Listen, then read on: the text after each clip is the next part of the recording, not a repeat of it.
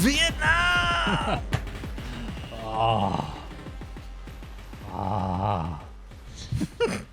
What's everyone drinking? Oh, I have a boring lime Perrier. It's not as boring as mine. Water. Okay. Yeah. Yeah. That's what I had last time. I've got an iced coffee and pop made from a soda stream. You were drinking an iced coffee at 9 at night? Yeah. I drink coffee and go to sleep. Damn. That's pretty cool. Yeah. Did you carbonate your iced coffee? I didn't. I've my partner was. I mean, as soon as we got this thing, I wanted to start just carbonating everything. Right.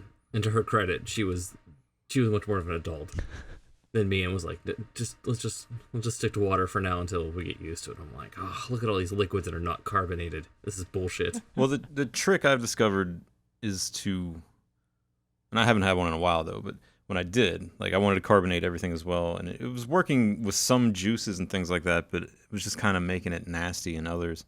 The trick is to not carbonate the juice. Like, you got to kind of water things down with your carbonation. Like, if you want a carbonated orange drink, like I did, like I would make some like fresh squeeze OJ, and then I would water it down with the carbonated water from the soda stream. It was a lot better than trying to actually like water down the OJ and then carbonate that. For some reason, it was like not working out as well. Makes sense. Plus, I mean, you're just gonna like gum up the works. That was the thing that I was worried about. A legitimate concern was that that it was not designed for anything other than water. So fucking knock it off. But I will try that. Thank you. Mm-hmm. I didn't do that for this though. These are separate beverages. Is somebody typing? I had to get my list. I'm sorry. I'll be done in 1 second. I'm just going to the list. Jesus. No. Unprofessional. Couldn't have printed this out. Fuck no. There it is. All right, I'm good. Yeah, my work was kind of busy. I only had time to really jot up some notes about the noise engineering thing. I don't know if I'm going to be able to dip into the reminder, unfortunately. Oh, yeah.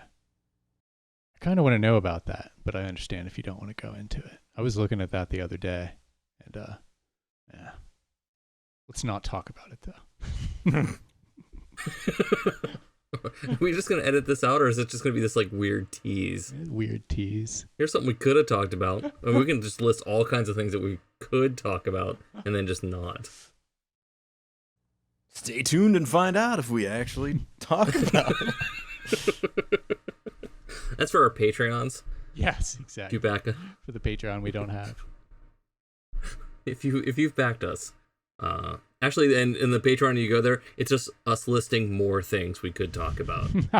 If you really want the juicy stuff, add me on Snap. Oh. Also, I like that people listen to this with no context of what the fuck we're talking about, and I don't know how they process it, but that happens. So hi, people that listen with no context of synthesizers. Fuck. Oh wait, we're talking about synthesizers? Fuck, I got the wrong notes. Yeah, wrong podcast. This one's about laxatives. I thought we were talking about anime and weed. Okay. I'm ripping a fat vape pen right now. Listeners. Although I think I spent most of the last episode talking about VR. There was some good content. I fucking hate that word. It was good content. Am I a content creator now? Are you an influencer? Oh, shit. Was anyone influenced to buy VR after that lengthy explanation? I don't know. Hit us up. Tweet us. Yeah. Tweet us, friends. Add me on Snap. Hey, add him on Snap. You only have to kill one person to be a murderer.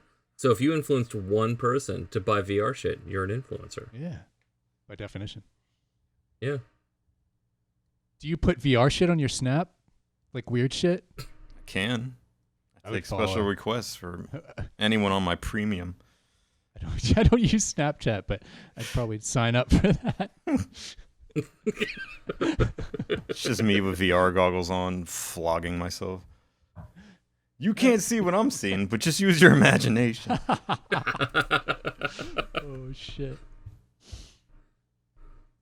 So the index though, that's popping off, right? Did we talk about that last time? I can't. I didn't There's have no it last time. I just had That's my what I thought. Rift, yeah. So I just spoiled it.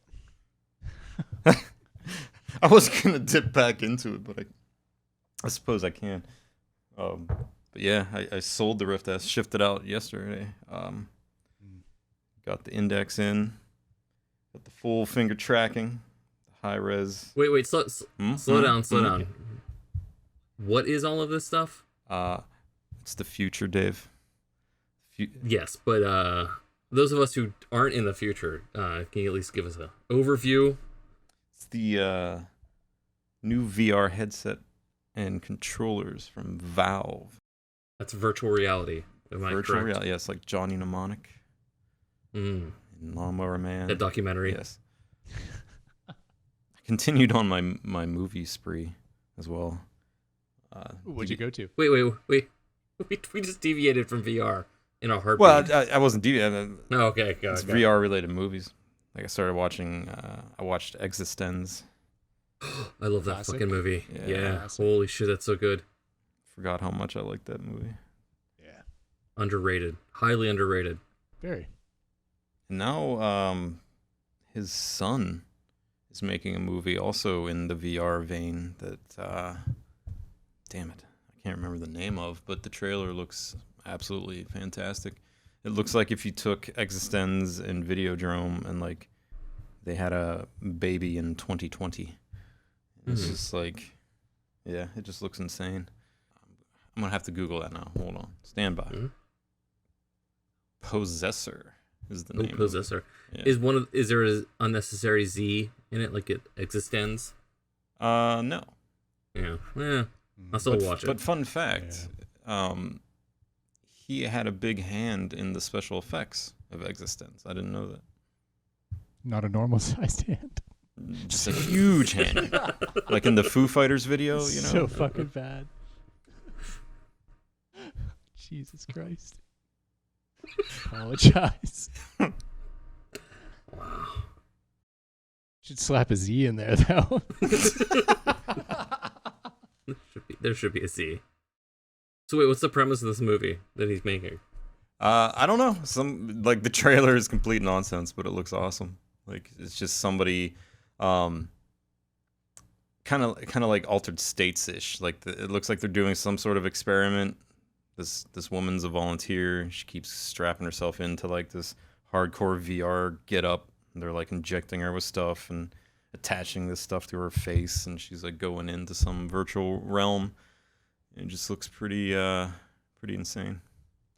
Sweet. I fucking hate Altered States, by the way. What? That movie drives me fucking insane. What? Wow. Yep. Okay, but here's the thing. Like, I saw it as a kid, and like the first 3/4 of it, I was fucking there. I'm like, oh my god, this is literally the best thing I've ever seen in my fucking life. And when he turned into the ape, it just fucking was so disappointing, dude. I don't know. He's going back to his primitive monkey brain. It just. But did he turn into a monkey, or was he just having a bad trip? See, that's the thing. We don't, it's kind of. It just. I kinda wanted vague. it to go into a psychedelic realm that it couldn't have gone into, maybe at the time. And the aspect, it was like peaking on a trip and then ending up just somewhere that wasn't really. Ending up in a where you thought you subway might- bathroom. Yeah, I was gonna say like a Dunkin' Donuts or something like that. Just, yeah, like some fucking hallucinatory fluorescent light pulsing away. Just like, maybe it was a pretty good movie. Maybe that's why you weren't consulted about how that movie should end. Yeah. All right, so we go to a Dunkin' Donuts. Time to make the donuts. Actually, I don't think I've seen it in a pretty long time now. Yeah, it's been a while. Maybe sure you watch it.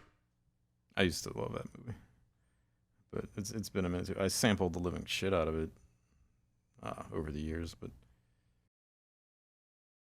What parts in particular? Like, what was a good sample? I liked to sample a lot of the screams from it, especially towards the end when they're in that like psychedelic whirlpool. Mm-hmm. and he's like mutating and screaming. I remember talking to you about this years ago. Yeah, I think because you asked me what some of the samples I was using and some of the Prometheus stuff was. I think, and I think so. we ended up discussing altered states.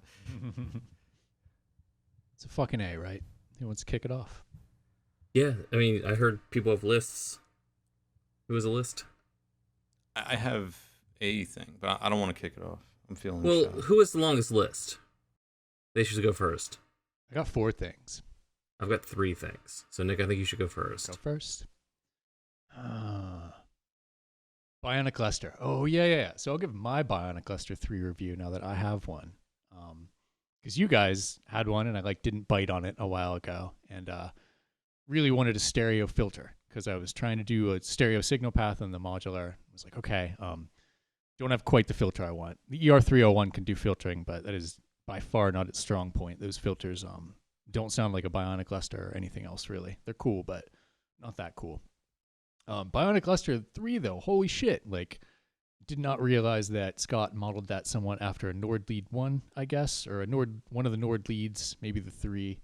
But man, the resonance is really fucking amazing. The swept modes, and we've covered some of this before, but going into the comb and the resonance are probably my favorite things. And just the overall, I feel like it's like it felt like the peak to me of some of his designs because it's so fucking easy to use and so flexible, and it just seems like really solid. And yeah, just huge props. Really, really like it.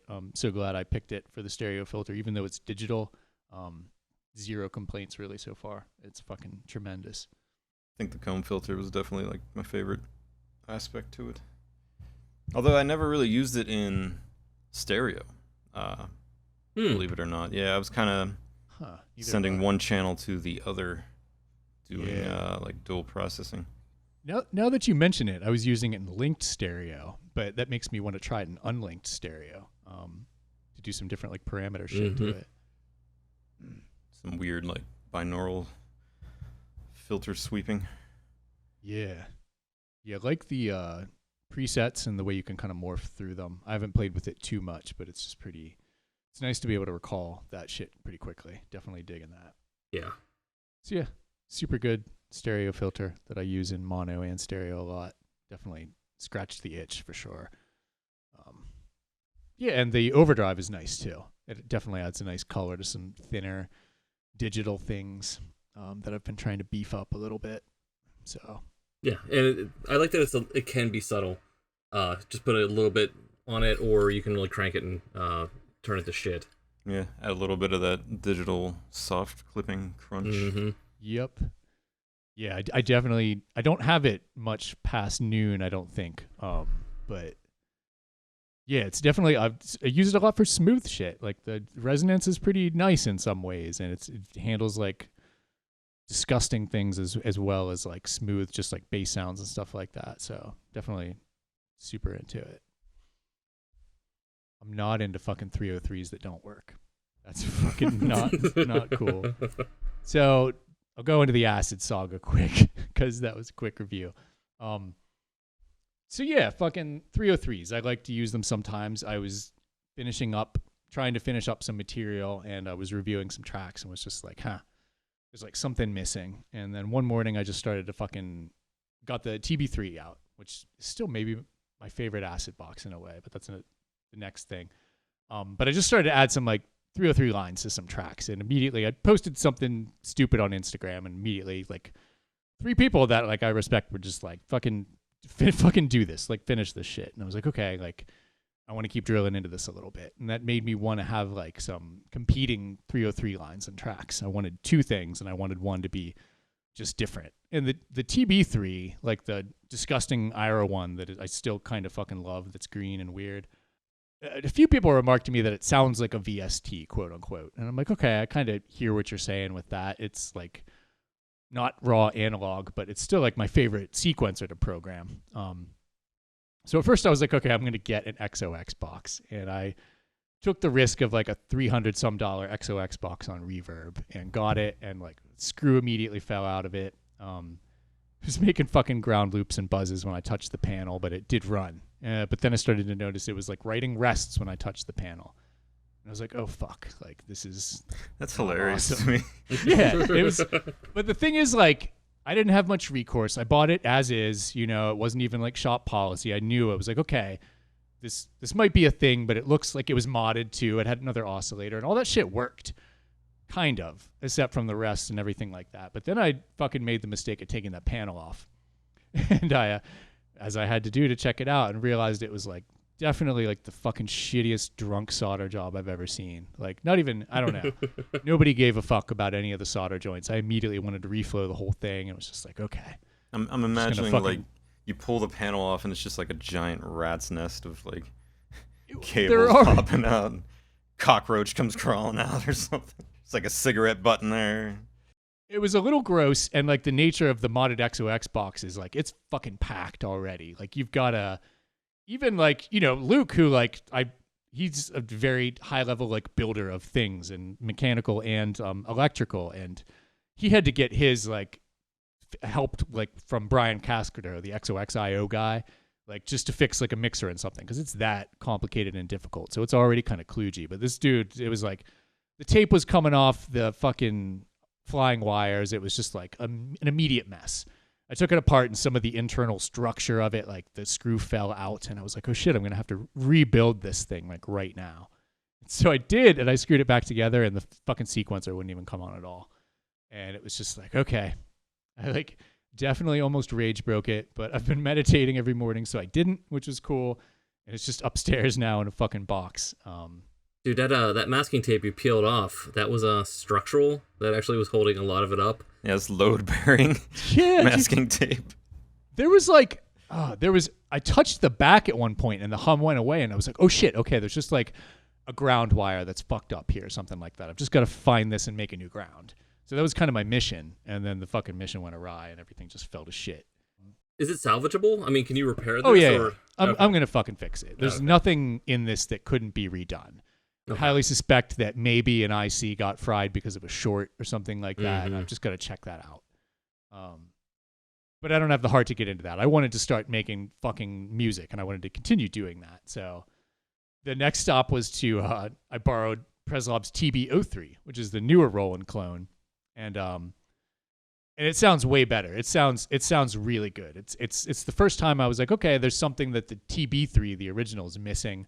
There are like liquid territories it can't go to. I like having the envelope modulation on just a regular fucking knob, and the decay instead of the, you know, weird ass touchpad and shit like that. So yeah, I really like that, but I was still like, okay, like I don't want to. That's like $400, and I don't really want to do that right now. And I was there at the studio to pick it up, and Rudiman had the TD3, which is the Behringer clone that just came out. And he played it on the monitors, and I was like, okay, it sounds better than the XOX. It's got some like liquidness to it, and the bass is really good. It sounds alive. Like, as cheesy as that is, it sounds analog. So it was like, okay, got one for $130. I compromised the bare thin ethics that I try to have, getting this fucking Behringer piece of shit. And it's like, I took it out of the box and it felt like it was going to float away. I've never... It's just made of cardboard. How can you make plastic that fucking thin? I know that I could crush it with my hands right now. Like, it's weird, right? But also, like, it's just as cartoon sounding as the fucking thing looks, because the gate timing is all wrong. Like the accent gate, which is a very particular 303 sound, and you could hear right away. You're like, oh, that's like 100, 200 milliseconds too long. It sounds fucking wrong. It doesn't even pop the filter up right. Oh, so it's got like no snap to it?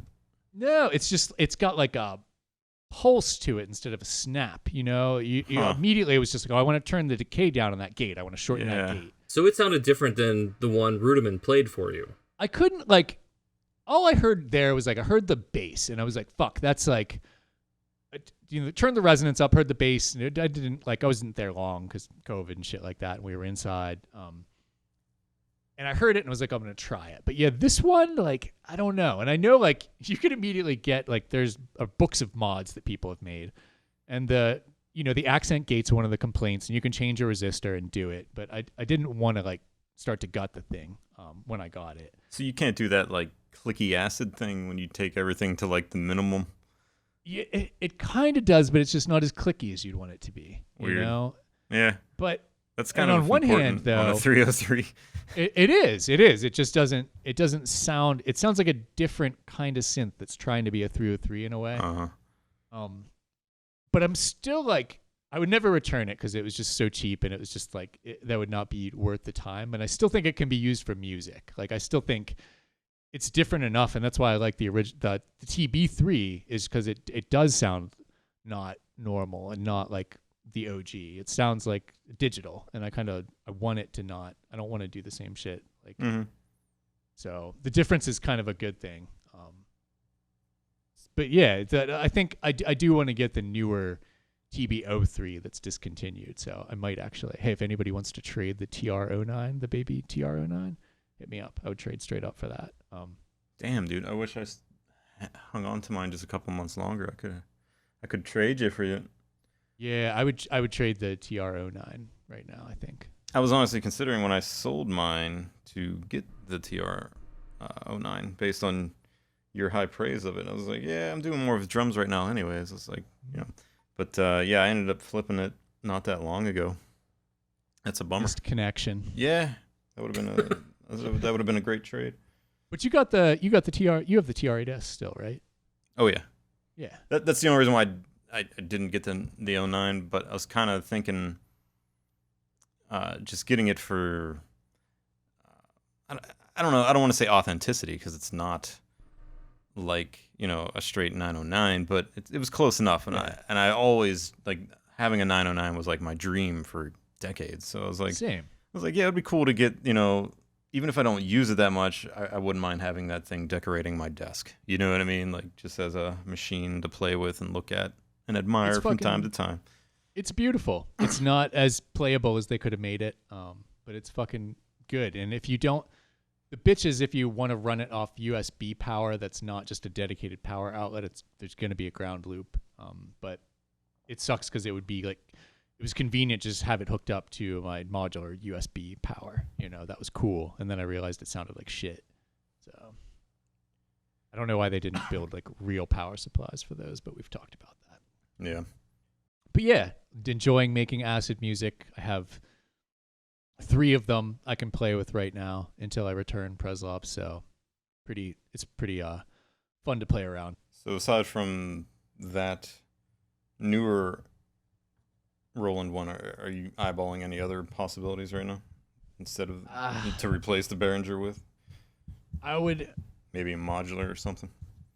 If there was the DIN-Sync 303 stuff still available, the modules, I would get those.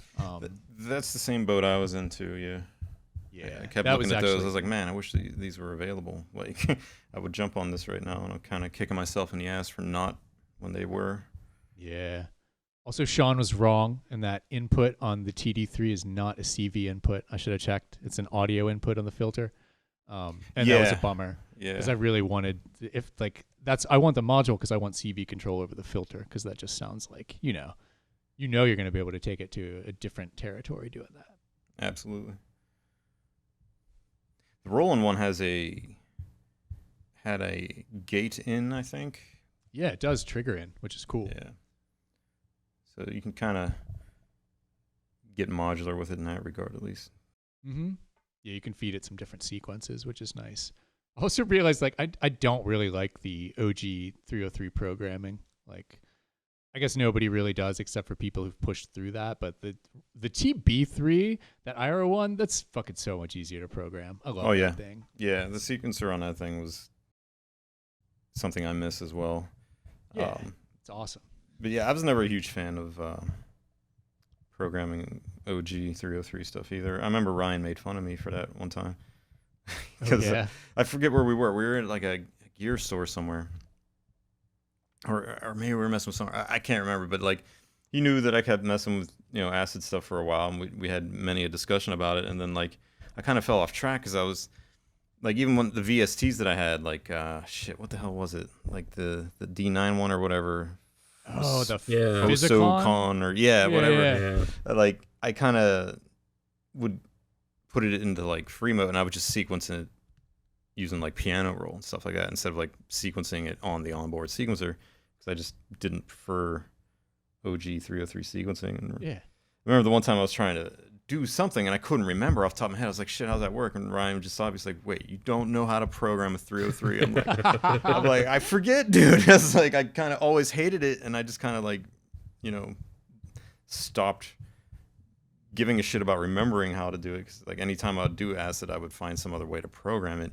Even on the, what the hell was the round one that I had?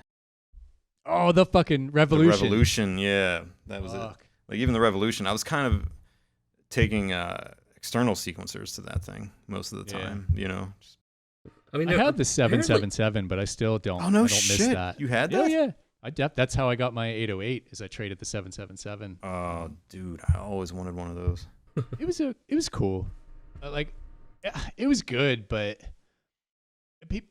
people will compare it to like a Pro One, and I don't know. I've never really used a Pro One aside from that envelope that I just built. That's kind of why I liked it. It had that like more industrial vibe to it than the straight like 303 emulation. You know what I mean? Like it had more of like a weird bass synth sound of its own thing going on, and I always wanted one, but it was way more than that. Totally agreed. Yeah, I had that Future Retro XS too, and I did not like it. And that one was more MS-20 kind of filter. Yeah, I just don't. I like his stuff for the way it's kind of designed, but I can never gel with the sound really. Still want an Avalon, but yeah, I don't think that's ever gonna happen at this point. That's the thing. There's Perfect Circuit has an RE303 right now, the DIN-Sync one, a black one that's actually 1200 used. That's by far the lowest I've seen for one of those, but that's not happening. I don't want, I'm not spending $1,000 on a 303. That's the thing. Like, I don't know. Like, I've never heard huge differences between a VST, you know, and like the OG. Like my ear for acid isn't that well trained. I just know what I like and I know what I don't like when it comes to acid lines. But spending something that costs over $1,000 is just unjustifiable to me to make something that you can make for, you know, a Zox box. Like you spent like what, $300 on yours, you know. Yep. Yeah. The Behringer's $130 for fuck's sake, and you can get VSTs for even cheaper. And I don't know. It's hard to. You can get the TB3 for like $120 on eBay right now. That's really cool. Like as I was telling somebody, like nobody was bitching at the rave when that was ripping away. Like nobody's like, that kind of it's close to a 303. You know? No, it sounds good enough. Nobody was bitching at the rave when that thing was ripping away. What the fuck happens to me? We've already discussed Rebirth, though. Yeah, that's true. I don't want to dip back into that territory. I was just saying how insane it is that people are charging well over $1,000 for 303 emulations at this point. Like you said, Greg, there's more like, for me, it's more there are certain reference points with music, and a lot of it is weird Plastic Man shit that I know that when I hear it in the machine, I know like that it's right. You know, it's just my total bias of it. Like, I don't like distorted 303s. I like when they go into like liquid territory and the shit that can happen there and like the slides. And I like the slide sounds from the TD3, so that'll be useful. And that's a lot of what I'm enjoying fucking with right now. Yeah. It's like the worm aspect of it, you know. Yeah, fucking 303s. Fuck them. Fuck them. I love them. Wait, was that the takeaway from all that? Yeah, fuck acid. All right. Fuck them. Fuck them. No, I'm having a lot of fun making acid. It is funny though how people will be like, "Oh, that sound is so tired," and then it's just like, "Dude, everything's done." You know, like just enjoy it. It's all over. There's nothing new.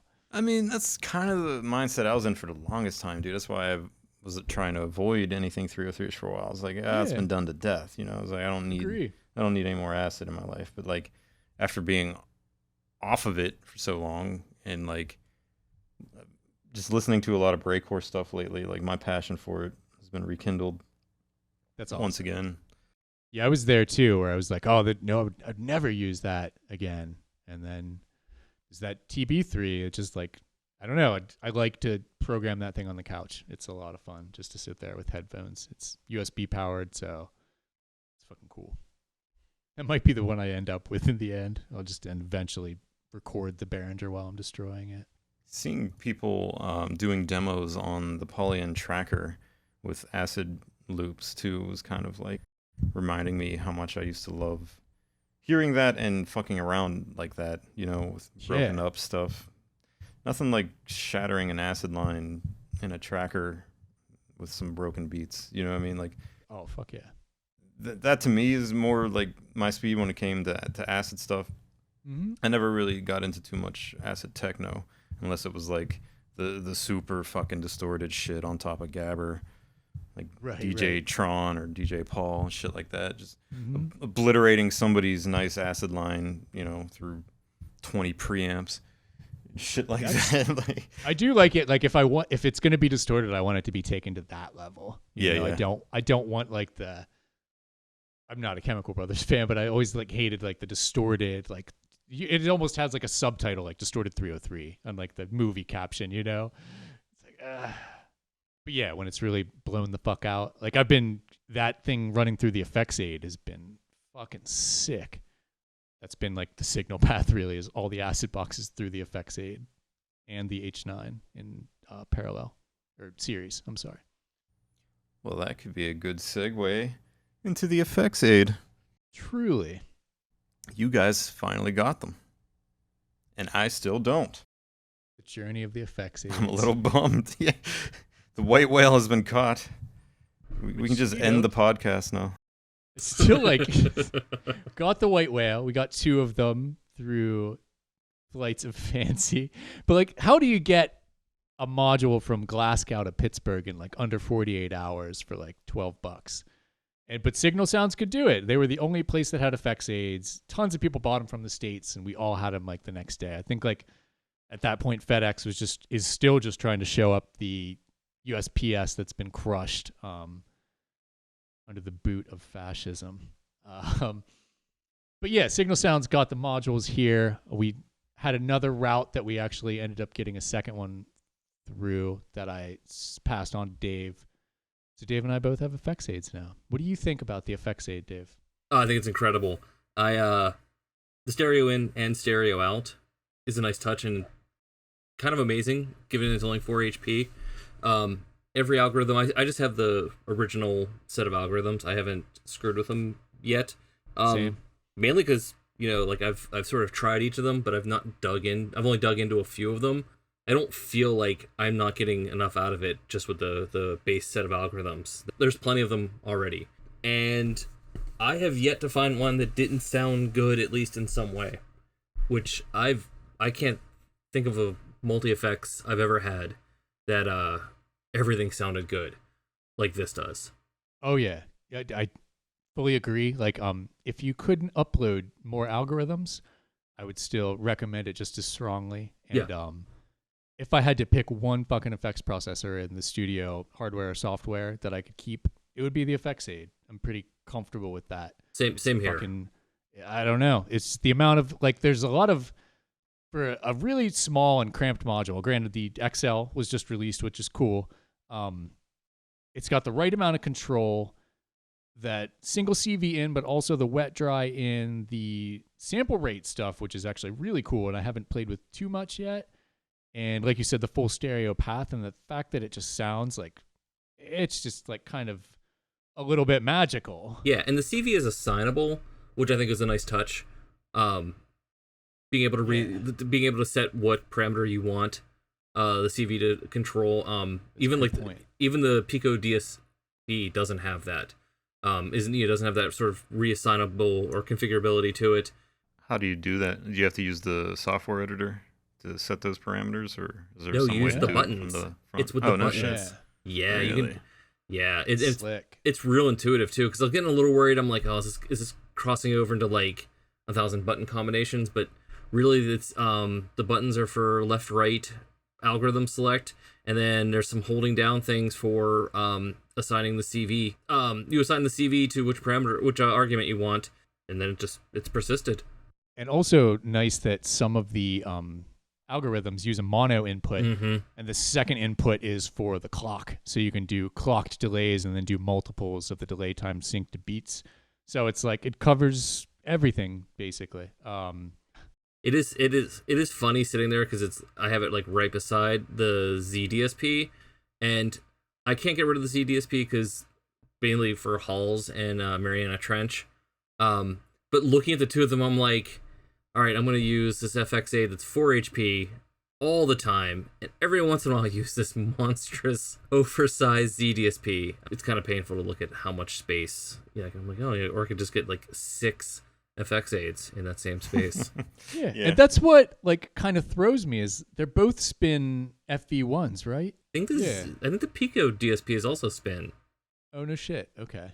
It's not like it's some crazy brand new hardware that they're just getting a lot out of this in a way that people have not in the past. Right. I mean, I will say I there's one obvious complaint, and it's pretty minor, especially considering it's an FX module, and I'm not going to be sort of jamming on it that much. The knobs are absurdly cramped. Yeah, they are. It's a little intense. It's full on like I can't turn all the way. You sort of spin it like you're loosening a screw, is how I've been using it. It's a minor complaint. If it was like a filter cutoff or resonance that I was like jamming on and needed to like have a lot of tactile control over, it might be a bigger issue. But I don't know. I tend to just have a set it and forget it when it comes to effects. Right. Yeah, I was kind of surprised they used full knobs on there, because you can get those tiny ones now from like Thonk that I don't remember what they're actually called, but they're like barely bigger than the jack. You know what I mean? Like they save so much space. Like I had them on my Bifaco bursts. They just came on there to like save space because that was a pretty cramped module too, and they're like really nice. Kind of want to buy a bunch of them from Thonk and replace all the tiny knobs on some of my stuff with those, but I don't think they come in D shaft. I think they're whatever that other format is. Set screws or whatever they are. Yeah. But no, I mean it's a super, super minor I mean, it's definitely not enough to dissuade anyone from getting it. And I think the XL seems like it's maybe handling it a little bit better. I'm not ruling out getting an XL just for the extra little bit of space and stuff that it adds to it, because if it's just this plus more, there's nothing wrong with that sentence. Yeah, I want the XL. Definitely eventually want to get it. The 4 HP one makes sense if you have the XL, because then it's like, okay, I've also got this tiny one that I can put into like a smaller rig and still get it done. Yeah. Yeah, I'm kind of holding out for the XL now that it exists. Yeah, they were up on Signal Sounds too, and they sold out with a quickness, of course. I think it was like 20 minutes. I didn't even try to look. I was like, oh, that's cool. I'll get one of those someday. Like, I knew there was no possibility of me getting one immediately. So, I mean, Greg, if you can find one, I think you will dig it. I think it's delay with valve filter in the feedback loop. That's the fucking hotness. How many algorithms can you have loaded in there at a time? 32. Like, there's more than more exists than you can fit on there at one time, right? So you got to kind of pick and choose what you want. Okay. Yep. It's not a hard decision though. I mean, because there's a pretty good amount that you can put on it. Did the XL expand upon how many you could have in there, or is that still the same? Nope. I think that's the same. Right on. It's just further control, more CV inputs, dedicated sample rate reduction input, which is cool. Micro T18 knobs is what I was thinking of. Gotcha. You can get them from Thonk now. They're pretty awesome. But yeah, they're T18 shaft only, no D shaft, unfortunately. Hopefully they do both at some point. Yeah, I want to put some different ones on the 352. I'm just really tired of those the ones that Paul uses look good and all, but they're too big and you always nail the knob, like fuck the pitch up. It's frustrating. Something smaller would be cool. While we're on the topic of effects, I could dip into the noise engineering thing real quick. Yeah, I took a leap. Decided to buy another module when I was trying to take a break and not buy any new shit. So I'm just trying to get some recording done, and I didn't want any more distraction or have to learn something new. But I did it anyways. I got the Noise Engineering Desmodus Versio. I have no clue if I'm saying that correctly, but close enough. That's right. Well, we thought we were right before, and then when we talked to them, it turns out I think we were mispronouncing most of the module names at the time. So I'm going to assume that we're mispronouncing this. It's like pronouncing Autechre or Right. Moog. Like everyone's just gonna have their own variation of how they pronounce it. Right. I'm fine with that. Autechre, tomato. Is there a proper way to say Autechre?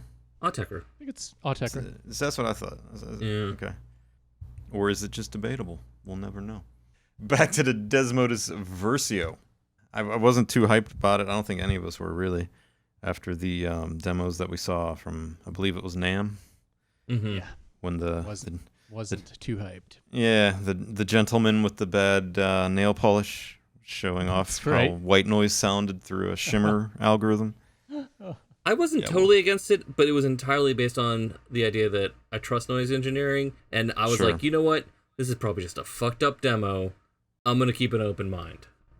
Yeah, I tried to keep an open mind in the background. I was like, I'm not going to write this off based on these horrible demos. Mm-hmm. I was like, I'll see how it develops. And I took a gamble, bought it.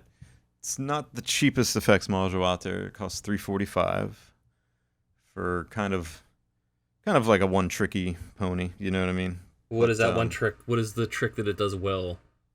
Well, it's strictly reverb, but it's a very malleable reverb. You can take it into like weird delay territory as well. It's not the smallest now that Effects 8 exists, and it's definitely not the largest compared to like a ZDSP or something. It's 10 HP, so it's like kind of middle ground territory there. And yeah, it's stereo in, stereo out, or mono in, stereo out. So that was like right off the bat a significant improvement over the Tip Top Z-Verb that I had, which I just sold this week actually after playing with the Versio enough. I was like, yeah, this thing is definitely still in the spotlight. I have a few criticisms of it, but I'm just going to go over the important shit first that I like. I like how they crammed that much functionality in there into a tiny package. Like, it doesn't feel cramped, but it's definitely utilizing like the full panel, you know? Right. And I like the form factor of it. It's very reminiscent of other noise engineering modules. Like, it's got the 2 3-way switches, the control of the different modes. All the knobs on there aren't full rotary, which I'm very much into. As we've discussed in the past, yeah, like it feels more like the BIA than anything, in my opinion, and it pairs up with it very well.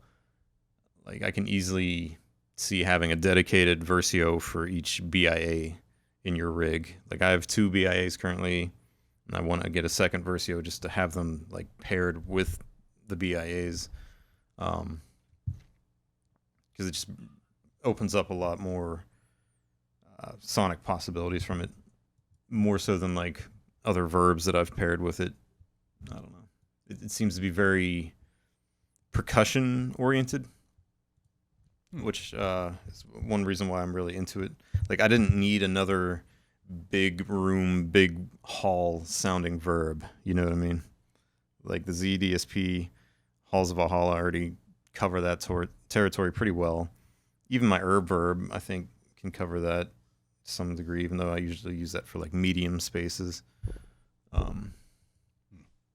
Yeah, if it's running tiny sounds through it to give it more character, I think, is the strong point of it. Yeah, like, I was wondering what you meant by percussion, but that like makes total sense. Just like letting that kind of space characterize the sound a little more than some wash, you know. Exactly. I feel like it really shines on, like, as a percussion sound processor, adding a stereo field to like smaller monophonic sounds, or even like smaller granular sounds, like for example, something you're processing through like clouds, and you have it like really tight, really short grains, and you want to give that more space, more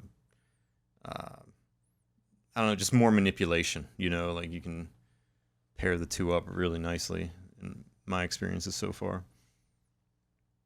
Like I wasn't hyped for the shimmer aspect of it at all that was featured in those early demos. Never been a huge fan of shimmer.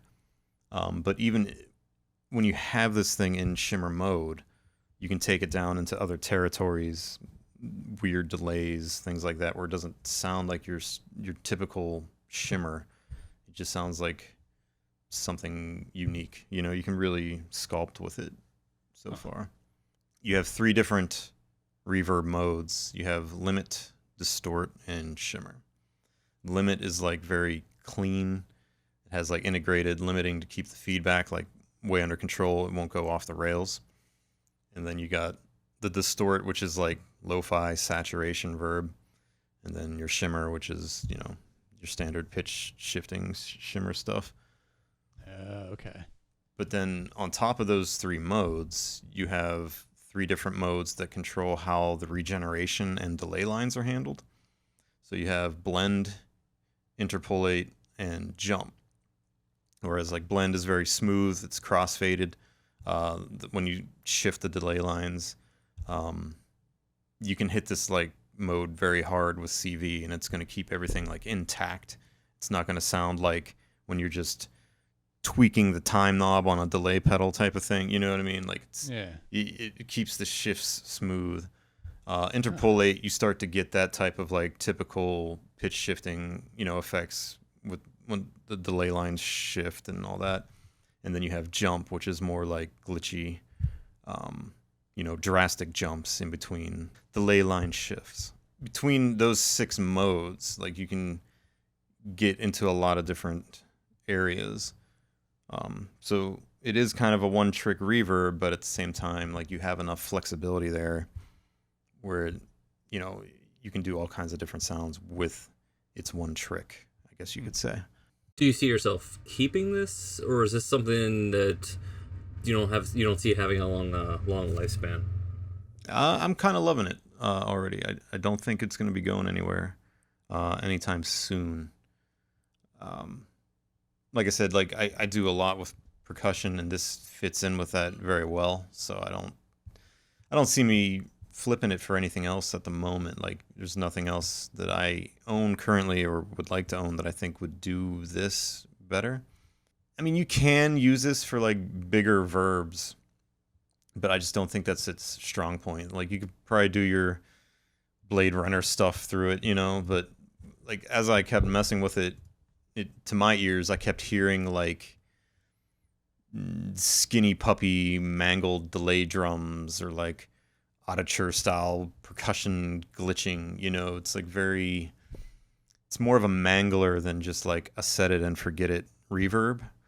Like it kind of begs to be modulated and hit with envelopes and accompany percussive stuff.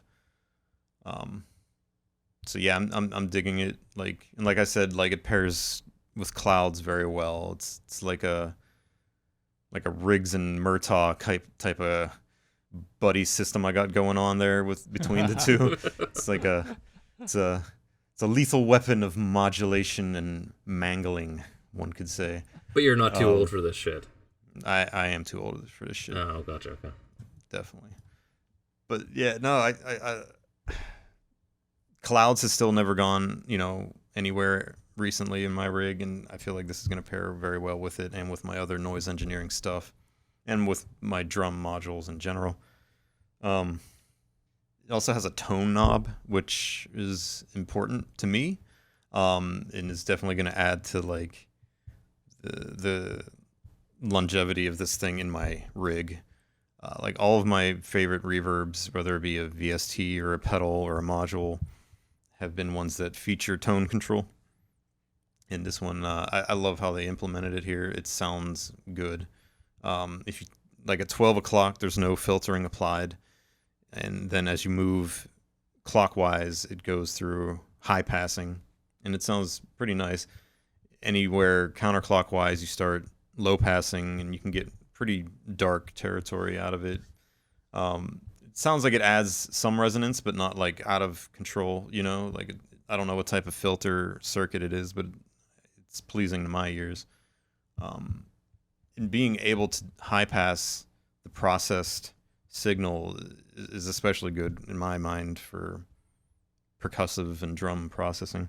You know what I mean? 'Cause doing weird reverb mangling was always something I would do pre-distortion. And so being able to get the low end in control without having to patch the wet signal through like another filter or anything like that, pretty convenient before hitting like my saturation circuits and things like that. Yeah, overall digging it. My criticisms are minor, which I could start getting into, I suppose. I was gonna say, there's no time like the present to get into criticisms. So, first criticism is that the CV inputs, while there's a lot of them, they're all 0 to +5. I've never been a huge fan of positive only CV inputs. I've always been a fan of bipolar. Same. Yeah, so I was a little bummed to see that on here. But, you know, like I said, envelopes work well with it, so I've been using my Zadar with it and things like that. So It's because it's so much easier for digital stuff, you know? It's a lot simpler if they can just deal with positive 0 to 5. right. But not for us. Right, yeah. And I get that, but I have seen many digital modules with negative voltages, you know, compatibility, so it's like maybe it adds to the cost overall, and they were trying to keep it, you know, not as expensive or something. Not sure. Just something I would have liked to have seen. Yeah, for sure. The ER301 does it with no issues. The other minor criticism is there's no pre-delay or clock sync. Yeah, I would have liked to have seen that for sure. Again, like, I can see how there's no possible way they could have crammed that into the panel in its current state. It's pretty full. But I don't know, if they were to increase the size by like another 2 to 4 HP, I feel like they could probably have fit that on there, and that would have made this all the more better, you know, especially for percussion processing and things like that. You could have had things in sync to your clock, or, you know, shift the clock in conjunction with your percussion sequences, things like that. CV control the pre-delay like I do a lot on like the reverb, for example, just to give things a weird glitchy character. It's just one of my top favorite features of reverbs, and this one is lacking it, so it's a bit of a bummer. Maybe they'll do like an expansion panel at some point to add some more features to it. I don't know if that's something they would ever consider, but if they do, I feel like that would be something to add to it. Did it look like there were expansion pins on the back of it? I didn't really inspect the back too closely. I saw a USB jack, which I guess is used to update it and things like that, or to load the other firmware, which will be coming in the future. But yeah, I didn't really check other connections. And then I guess my last criticism was there's no CV control of the 2 3-way switches that control all of the different modes. That's pretty common for them. Very common, and it confused me, being that it's such a staple with like other noise engineering modules, that they didn't implement it here. Yeah. Like at first I thought maybe I was just missing something and there was some way to do it, and I had to like reread the manual, and I was like, no, there's definitely no way to do this. Again, probably just due to the fact that they couldn't fit more jacks in its current state. So again, like, if they were to make it a little bigger or add an expansion, I would love to see CV control over that, pre-delay with clock sync in, and other than that, like, is it smooth when you go between them? When you go between the modes, any sort of smooth enough? Like, I don't hear any like major audio dropouts, you know what I mean, or like anything that wouldn't be like useful in a mangler. You know what I mean? Like, I'm just wondering if one of the motivations was they did try it, and it turns out, you know, anything faster than like a 4 hertz LFO, they just didn't like the way it sounded because of the mode switching. Maybe, yeah, but I mean, just me flipping them around like manually was fun for me, and I just kept, like, as I was doing it, I was like, man, I really wish I could do this using CV. You know, like again, they keep calling it a reverb, but to me, I'm just calling this thing a mangler because I feel like that's what it's best at, and that would have just opened up so many more doors to like mangling possibilities if you could hit those with gates and things like that. Even if it would have made it a little, bigger or a little more expensive, I would gladly have paid a few extra bucks to have that type of functionality on this thing. But I don't know. Like it's going to be open source, they say, by the end of the year, and they're going to have different firmware. So maybe there will be other firmwares that will be, that'll open that up. Maybe they'll steal one of the other CVs and apply it to that mode. I mean, it seems like something you could do in a firmware update. If someone has a similar idea to you, that that's what they would rather have.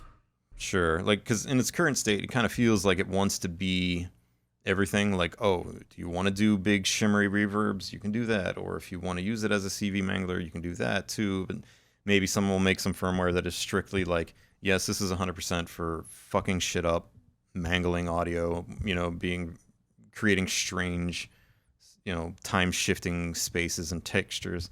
Parasite, just kinda, your Parasite firmware version.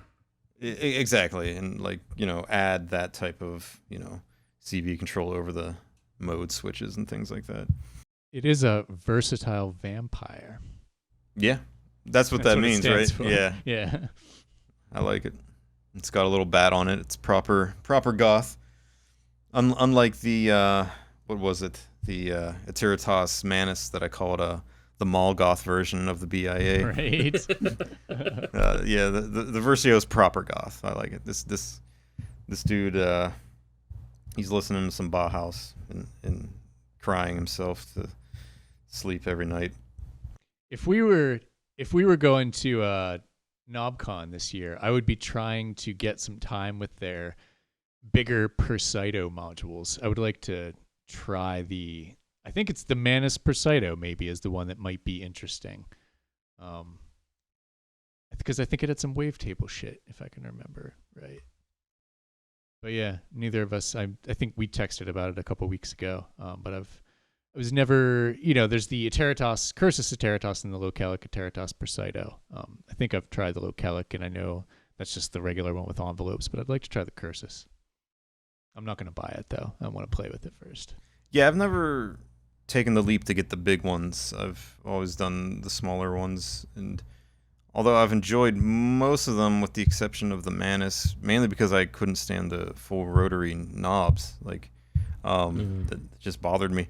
I couldn't, it's harder for me to dial in my sweet spots. Like, I've enjoyed most of them, but I feel like none has ever usurped the BIA for me. Like, I feel like that is still their strongest, most well thought out classic module, and it's going to be hard to beat, I think. And this Vampire, I think, is going to be up there with the BIA as being a classic module in their lineup, and pairs well with the BIA like nothing else. So, even if you're just using it as a weird, to give the BIA a little bit of stereo width and some filtering using the tone functionality, you don't even have to dip into all the delays and things like that.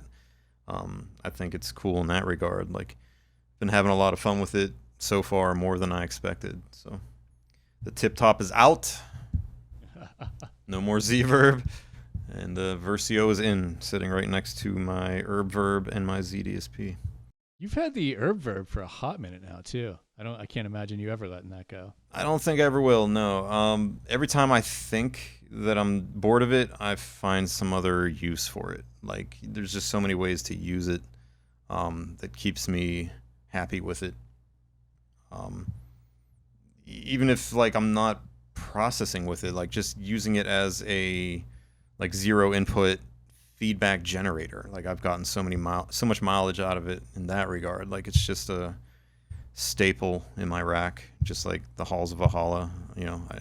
Like Dave was saying, as big as the ZDSP is, and how much juice that thing's drawing off the rails and everything, just to run a single reverb algorithm with 3 controls, it's just a classic sound that I don't see going anywhere out of my rig anytime soon, at least. That's I think going to be my 3 staples now when it comes to my big digital processing, Versio, reverb, and ZDSP. Hopefully someday I'll be able to squeeze an FX8 in there too. But yeah, that's all I have to say about the Vampire. Versatile. The Vampire. Versio. Yeah. What else is on people's lists? What's on your list? What's on my list? I had the FX8 on my list. I have something on my list that's probably not worth being on my list, but I will mention that sort of through searching on Modular Grid, I think other people have found things in a similar sort of way of like, what's this? I didn't know this existed. After later audio, they make a bunch of mutable stuff, including some 1U tiles in IntelliGel form. I could basically not get the Plum audio Peaks knockoff and Ornament and Crime.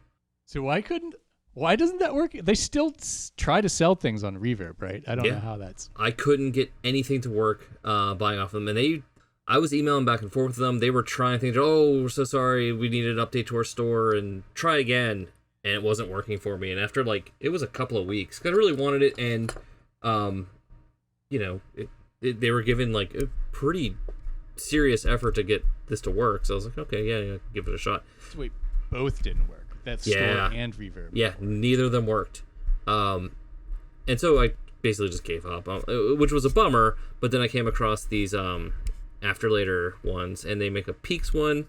They've got this dual VCA, and what I ended up getting was the 1U Peaks, and they've got a 4 HP version of, but it's only 2 VCAs of Mutable's Veils, which I want for turning my palette into imagining someday in the future being able to actually play live shows again. Do you remember those? No. Yeah, me neither. But this idea of having a small, using the palette for a smaller live setup, being able to just have a 2-voice, having these 2 VCAs, and then being able to just use them as mixer. Because if you don't have the first one going out, it's just normal instead of second. Yeah, I was like, this is saving a ton of space. Only 4 HP, 2 VCAs. That one's not very exciting. But yeah, the 1U Peaks I'm very excited about, and the version of the firmware that they have is also very exciting. Yeah, that is cool, the mods they put on that. Yeah. I unfortunately have nothing else to say about this. I literally got this an hour before we started recording, so this is a sneak preview of maybe what I'll talk about next time. But what I do have to talk about is the WMD Carbon, or C4RBN. Oh, right. C4RBN. Yeah. My intention was to get this to pair with Dark Matter, because right now I've got before I got this, I had a microfold and a filter, basically to sort of process the feedback going out and back into Dark Matter. And then I saw the C4RBN. It's because it's got 3 dedicated outs: low pass, band pass, and high pass. But then also this 4-pole out. You can set it to have the Synchronine wave folder on the output. So I was like, ooh, get a little bit of wave folding on top of the filter. This might really be killing a lot of birds with one stone. And it has a saturation circuit going into it, and it has sort of these 4 coarse modes, off, a little bit more, and what I imagine is all the way on. But you can also control that with CV if you want to dial in a saturation. Saturation's real subtle. It is not, it's not real teethy, but it's nice to have. I'm willing to bet it's probably the same saturation circuit from the Crater kick drum module. It was kind of subtle on there too. It had 3 different modes, but they were all kind of a little more on the subtle saturation side of things. It would not be my choice for the only saturation if you were interested in that sound. But it's nice to have. Has a little bit of, takes something a little bland and gives it a little kick. Overall I really like this module. I'm gonna use it, but not what I thought I was going to use it for. The problem is there's basically no control over the wave shaping that comes out. You just sort of turn it on, and it seems as it has a relationship with the where the resonance is at. Seems to be dictates its behavior, but for the most part it's just kind of off on its own, doing its own thing. So it's really hard to dial in with the dark matter and trying to get like, you know, this feedback loop going and having something that has so little control. So I'm not going to use it what I intended for, but as a live filter, which they kind of promoted it as such. Alex from WMD, his video, which, you know, on one hand sold it to me. I'm like, oh, I really want to get this. But on the other, he's kept talking about like, oh, this is great for live. And maybe it's just my contrarian nature. I'm like, fuck that. I'm not going to use this live. Don't tell me how to use this. Like, and then after having it for a week, I'm like, oh, I'm definitely going to use this for live. There's a lot of cool stuff. Just switching modes on that the 4-pole out. You can do it so you can switch, highlight the one that you want, but if you're holding it down, it won't actually switch to that mode until you let go. So you can sort of try to time it with beats. Same with the wave folder is a button, so you can turn that on and off in time with what you're doing. The filter cutoff has a lot of different ways to modulate it. Has FM sort of standard modulation on top of it and a attenuverter that controls that, but it also tracks a volt per octave, so you can send a sequence, maybe the same sequence from your oscillator, maybe a different one if you want to try screwing things up with that, which, you know, isn't really breaking tremendous new ground, but having all of this in, you know, a really well designed and good sounding 4HP filter. Yeah, like I said, it's not what I wanted, but now that I have it, I'm glad I do. Word. Yeah. I was curious about it. I didn't want to dip into any more filters, though. I was like, I'll wait to see how Dave reacts to it. Yeah, I'm right there with you on the filters. Yeah, and it's not breaking new ground, especially like, still have the Bionic Lester, still have the Crystallizer, I still have the Jove filters. Those are the ones that have a ton of character, and they're part of making the sound. You know, like they're key components. This is a little bit more, I wouldn't go so far to say that it's like bread and butter or like Polaris level boring. Which is funny because I was actually thinking about getting a Polaris again. Like, that's actually kind of what I'm in the market for. Like, I have enough filters with character at this point that I'm looking for something tiny footprint that just handles bandpass filtering. I didn't know you went back to 0 Polari. Yeah, I haven't had any for a minute now. Wow. I got rid of them to get the Morgasmatron, which, as much as I love as a like MS-20 style dual mode filter, the band passes are kind of not that steep and not that great, you know. Like, right. I was using my multiple Polarises a lot to get surgical with things in like the steepest bandpass modes and things like that, with a little bit of saturation at the end. And I don't really have anything like that now. Like, even my Belgrads rather, you definitely have like multiple different bandpass modes, but they're also like huge and very like character driven filters, and I like to keep them in use for that. But I need some small filters with a nice steep bandpass to get a little extra surgical on things with. I have a Polaris for sale. If you want my Polaris, I will sell it to you. Good price. I might be into that. The price does include things like your blood and some teeth. I like how as you just start to say that, some weird-ass haunting sounds just started happening in the background of your mic. Oh, it's a train that went by. I was going to say, it sounded like it was good. Yeah. Some sort of industrial soundscape was starting in the background. But, you know, I have both those in my house right now, and I'm more excited about the Carbon because I think it does what Polaris does well, but also has a couple of extra things that are nice for performance, and you can add a little bit more excitement than the Polaris when you need to, with, like I said, the saturation and the wave folding on the output. So I don't know. I think maybe you should check it out. It's like literally half the size of a Polaris, I think right? it's less, because I think the Polaris is 10. Is it? Okay, Yeah. I was thinking 8. Yeah, this is less than half. I think we're talking about the same thing, because if I had to choose a filter, it would not be this. You know, it would probably be Bionic Lester or the Joe filters, because I get a lot out of those. But as far as this sort of utility filter, yeah, this is the one. This is the one for me. Piqued my curiosity. I'm gonna check it out. All right, I like that I've also somehow talked myself out of a sale. I was hoping we were going to fix that missed connection from earlier, but no. You're not a very good salesman. You want this thing I'm selling? It's not as good as this other thing. You probably shouldn't get it. Never mind. I'm sorry I asked. That's how you sell. That's how you sell. Coffee is for closers.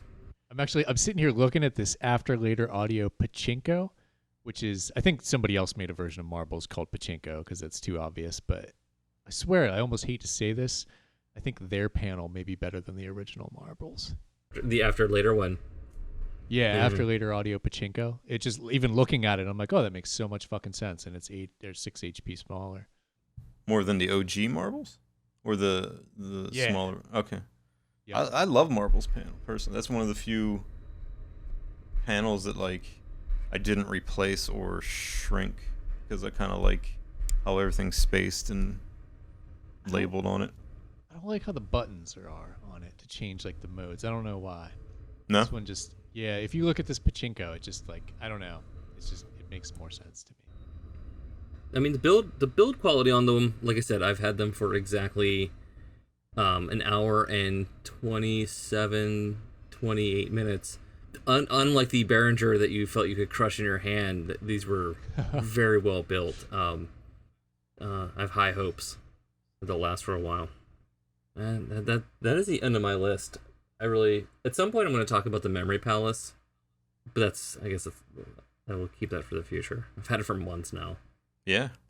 And you've been using the shit out of it, right? Oh, yeah. It's everything we had hoped and sort of dreamed in our KnobCon episode. And there's been a firmware update since then. Yeah, it's fantastic. I want one.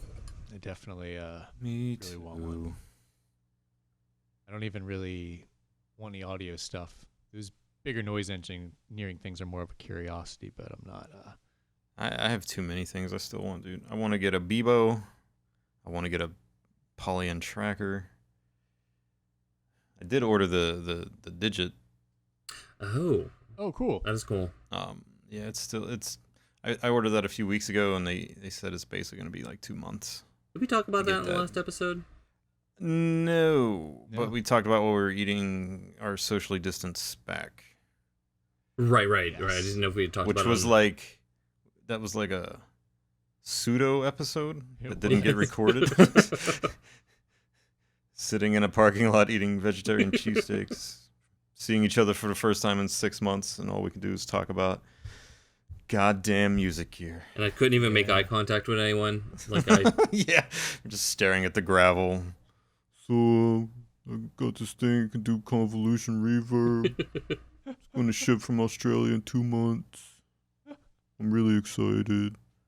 Well, actually, I had my hands on one in a different social distancing meet with Russ from Evaton, who we should have as a guest sometime. Oh yeah, weren't we supposed to do that? I think we were supposed to do that. Yeah. Sorry, Russ. This will happen, Russ, someday. When the pandemic is over.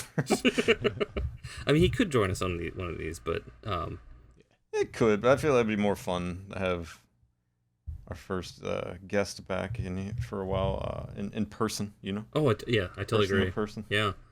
But he was giving me a bunch of monitors that I can use for video stuff, which is great because one of them was a security camera that like wirelessly hooks up or can beam to this monitor, so like I can just do sort of like these infinite feedback. That's not what we're talking about. What we're talking about is the Digit. So while I was there getting these from him, there's also this beautiful like green monochrome monitor I got off of him. It's stunning. It is, yeah. I like just feeding anything into it, and watching it convert that into these sort of like green gradients and like. I love green monochrome, dude. Yeah. Fucking beautiful. Just evenly, yeah. Again, not what we're talking about. He has a Digit, and was showing me how it works and all of the setup, and I was blown away. I'm still confused as to why it's a pedal. It should just be a little synth box thing.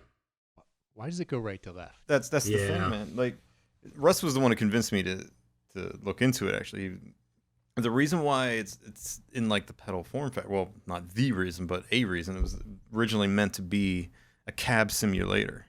Like that was its main purpose when he started on it. Like was just doing cab simulations. Okay. So you could have like multiple, kind of like guitar rig in a box. You know what I mean? You could have multiple different ways to process your guitar through cabinet emulations and this and that, but just so you don't have to lug around giant amp cabs. Yeah, You know what I mean? it's what, Or buy the expensive ones. Like Access. They make the people that made the virus. That's what they make now is the Kemper audio shit. They just make amp sims. Kind of Really? Like that. Yeah, there's a market for that, and it does. It looks. You can even see it looks like the virus tie front panel. It uses like the same knobs and the same screen. I think. interesting.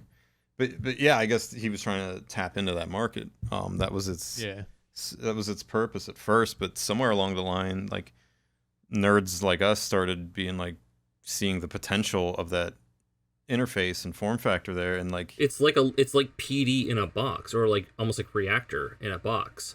it really is. The digit that I'm going to be using mainly for like convolution verb and things like that, and but I also want to get the Bebo to accompany it as like PD in a box, so to speak. You know what I mean? Like you could even load up, like he has the code for plates in there and clouds and things like that. So like I don't know why, because I already have these in my modular, but I'm kind of like tickled by the concept of like being able to load up multiple instances of them in a in a little pedal that I can have sitting next to my modular. You know what I mean? Like I might even be able to trim down my modular a little bit.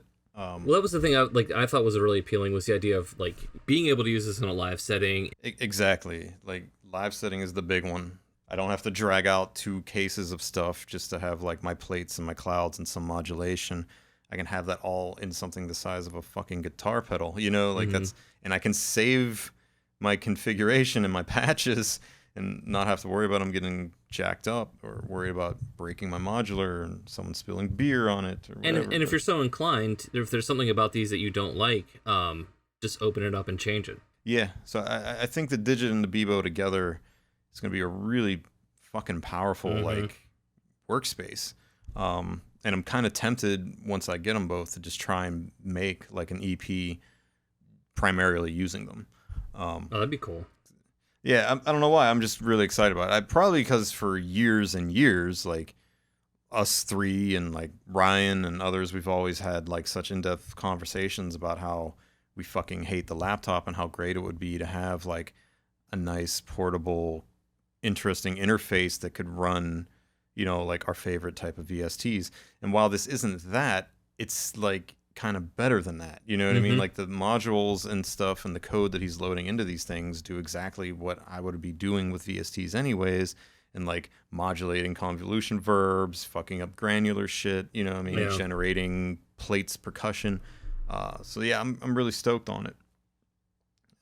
It's just the wait time is pretty heavy right now. That's the bummer, is that I found out about this like way too late. Like if it was, months ago before basically people figured this out, I don't think Russ waited that long to get his. Like there was a window where you could have gotten one easily. The hype train is rolling now. Yeah. People are starting to, pay attention to these. Plus the guy PolyFX, he's like a one-man band in Australia soldering these by hand. So he's cranking them out as fast as he can, but it's like a 2-month minimum waiting period right now to get them. Yeah. So I'm for our listeners and for me, because I'm not as close to this topic. There's the Bebo and the Digit. That's just 2 different firmwares on the same hardware, right? Yes, same pedal. I mean, if you order them from him directly, the Digit will be a different color than the Bebo. Like I think right now I think the Digit is hot pink and the Bebo is baby blue, if I recall. At a high level, what's the difference between the two? The main difference between the two is that the Digit is still at the core a processor. It's got all kinds of cab simulation, distortion, and convolution reverbs. Like a wide range of different things that you can do with convolution verb and granular verb, if I recall. and delays and things like that. So it seems like an IDM processing box, you know, that you can get completely modular with and reroute things and the whole 9 yards. Whereas the Bebo, I think, is more like a synth in a box. It's like they describe it as like, you know, PD in a box, or like generators versus just yeah, processors. exactly. Gotcha. Macro oscillator code and things of that nature, percussion. Yeah. Okay. So it's just going to be looking for inputs on the one. I believe so, yeah. Right. The differences were not all that clear to me either. All I knew is that I liked both firmware. And I was like, well, I like both firmware. I don't want to be bouncing in and out, you know, like reloading it on the same device all the time, especially because it seems so appealing to run them in conjunction with each other. So I would rather just have two, each running their own dedicated Bebo and digit firmwares. Now I wonder, do they have like some front end that you can do the shit in that's not the pedal and then push stuff on there? Or is it you're going to do this all through the pedal interface? As far as I know, you do it all in the interface, but it looks nice. Like it's a real responsive touchscreen. You can get a stylus and drag things around. Very, very like audio mulch looking. Right. That's what it looked like. Ben Flashball did a episode on his YouTube channel too, kind of going over the differences between the two. But and even after watching like his 30-some minute video, it still wasn't 100% clear to me the differences between the firmware. You know what I mean? As far as I could grasp it, one is mainly processing, the other is mostly generators, and they both seem to be fun. I'm laughing thinking about that. Do you remember that We Are the Music Makers board? Oh yeah, yeah. Yeah, the Ben Flashbulb. There was one time that he was posting. He was trying to make like a circular sine wave, or a circular waveform, and it was just like, you know, there's a logical impossibility there, and the arguments were pretty gold. Sorry, I haven't heard of Flashbulb in a while. That's what I immediately think of. I dig some of his YouTube videos. He seems like a chill dude these days, and he went into depth about these poly pedals, but it still was a little unclear to me exactly what does what. I'm like, well, there's only one way to find out, and I'm just gonna have to get them both. I mean, I get overly hyped about a lot of things before they're actually in my hands, but they do seem like the perfect fucking solution for what I've wanted live for many, many years now. So a little stoked. I think 2 of those and like maybe a poly-end tracker, and that could be my live setup for a while. You know what I mean? If live performances ever fucking exist again.